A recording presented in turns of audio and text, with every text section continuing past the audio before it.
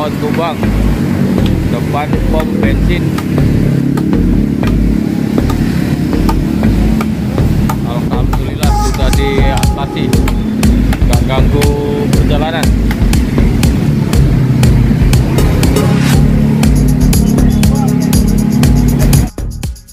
Assalamualaikum warahmatullahi wabarakatuh. Sore ini tanggal 5 Juni tahun 2022, angin kencang disertai hujan lebat mengakibatkan beberapa dahan pohon sempal di sepanjang jalan TB Simatupang yang mengganggu aktivitas pengendara bermotor.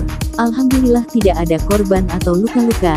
Aksi cepat PPSU Kelurahan Gedong mengatasi masalah pohon tumbang yang mengganggu jalan berjalan lancar, sehingga lalu lintas berjalan normal. Kami PPSU Gedong selalu siaga dalam setiap bencana. PPSU Gedong luar biasa. Terima kasih.